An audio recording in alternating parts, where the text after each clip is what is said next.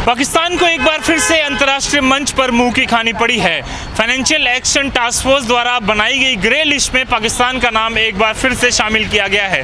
आपको बता दूं कि सन 2018 से लेकर अभी तक पिछले 3 सालों से लगातार पाकिस्तान इसी ग्रे लिस्ट में बना हुआ है, जिसकी वजह से पाकिस्तान की इंटरनेशनल फंडिंग पूरी तरह से रुकी हुई है। एक तरफ पाकिस्तान की आर्थिक हालत ऐसी हो चुकी है, दूसरी तरफ अगर हम बात करें FATF की तरफ से जो कहीं ना कहीं एक लिस्ट तैयार की जाती है, जिसकी वजह से पूरे वर्ल्ड को ये पता चलता है कि इसको फंडिंग, इस कंट्री को फंडिंग देनी है या नहीं। उस लिस्ट में पाकिस्तान पिछले 3 सालों से ग्रे लिस्ट में शामिल है। आपको बता दूं कि FATF लगातार 27 पॉइंट्स का एक एजेंडा पाकिस्तान को देकर FATF ने रखा है कि अगर इन 27 मापदंडों पर पाकिस्तान काम करता है तो उसको ज़रूर एक मौका मिलेगा कि पाकिस्तान ग्रे लिस्ट से बाहर आ सके।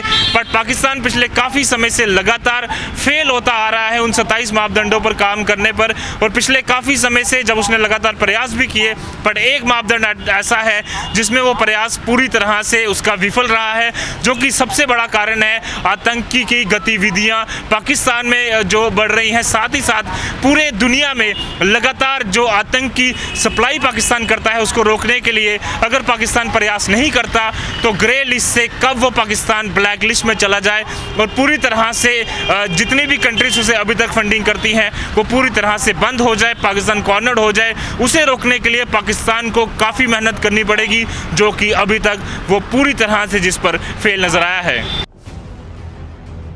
FATF ने पिछले साल अक्टूबर में पाकिस्तान को चेतावनी देते हुए उसकी 27 बिंदुओं वाली कार्य योजना का पूर्ण पालन करने के लिए फरवरी तक का वक्त दिया था। पाकिस्तान इसमें नाकाम रहा। स्टेटस रिपोर्ट को देखकर FATF ने उसे फटकार लगाई और जून तक का अतिरिक्त समय दिया। इस बार भी पाकिस्तान उसे पूरी तरह लागू नहीं कर सका है। अब भी 27 में एक बिंदु बाकी है। पाकिस्तान को ग्रे सूची से बाहर आने के लिए सभी 27 बिंदुओं का पालन करना होगा। FATF के जिस एक बिंदु का पालन अब तक पाकिस्तान नहीं कर सका है, उसमें उसे संयुक्त राष्ट्र द्वारा प्रतिबंधित आतंकी संगठनों के आकाओं पर कार्रवाई करनी थी, लेकिन पाकिस्तान कार्रवाई करने में नाकाम रहा। इन आकाओं में मुंबई हमले का मास्टरमाइंड और जमात उद दवा का सरगना हाफिज सईद मसूद अजहर भी शामिल है। ग्रे सूची में रहते हुए पाकिस्तान को वैश्विक निवेश हासिल करने में कोई राहत नहीं होगी। यही नहीं, अंतर्राष्ट्रीय मुद्रा कोष समेत अन्य अंतर्राष्ट्रीय निकायों से उसे किसी तरह की कोई सहायता नहीं मिलेगी। पहले ही आर्थिक संकट में जूझ रहे पड़ोसी देश के लिए इससे परेशानी और बढ़ेगी।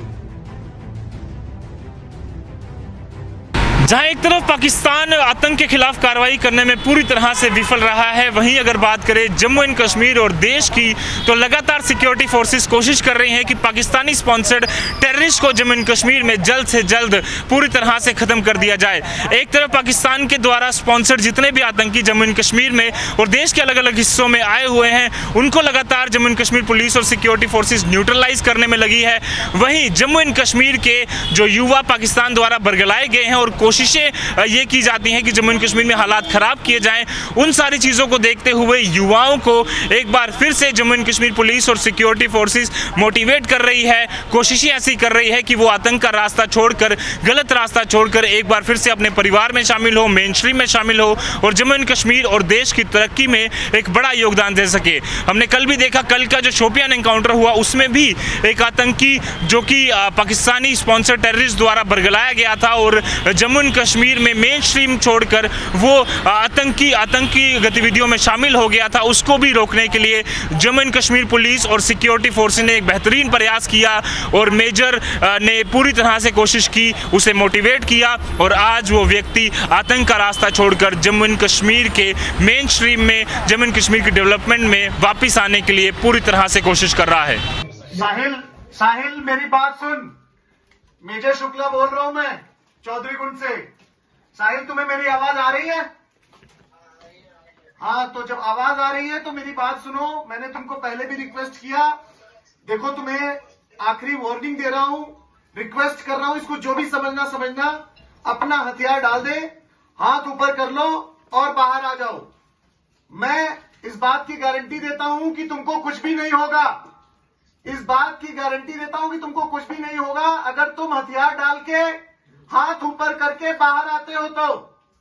साफ तौर पर इन दो तस्वीरों से और इन दो स्टोरी से आपको पता चल ही चुका होगा कि किस तरह से पाकिस्तान की कहनी और हिंदुस्तान की करनी में कितना अंतर है। लगातार आतंक की फैक्ट्री चलाने वाला पाकिस्तान जो है वो ग्रे लिस्ट में बना हुआ है और इंडियन फोर्सेस लगातार कोशिश कर रही हैं कि जम्मू और कश्मीर और देश के अलग अलग हिस्सों में अगर टेररिज्म एक्टिविटीज़ में कोई भी इन्वॉल्व होता है तो जल्द से जल्द या तो उसे न्यूट्रलाइज कर दिया जाए या फिर पूरी तरह से उसे वापस लाने के लिए प्रयास किए जाएं और या तो पूरी तरह से आतंकवाद का नामो निशान खत्म करने के लिए जितने प्रयास जरूरी हैं वो इंडियन गवर्नमेंट और इंडियन फोर्सेस लगातार कर रहे हैं। पर पाकिस्तान लगातार फेल होता नजर आ रहा है जिसकी वजह से ग्रे लिस्ट में वो बना हुआ है और साफ तौर पर हमें ये पता चलता है कि किस तरह से पाकिस्तान की अपनी करतूतें ऐसी हैं जिसकी वजह से वो आज भी ग्रे लिस्ट में लगातार बना हुआ है और इंडियन फोर्सेस लगातार कोशिश कर रही हैं कि आतंकवाद का नामो निशान पूरे जम्मू एंड कश्मीर और देश से पूरी तरह से खत्म कर दिया जाए। कैमरा पर्सन कमल सिंह के साथ Ajat Vora, the news now, Jammu.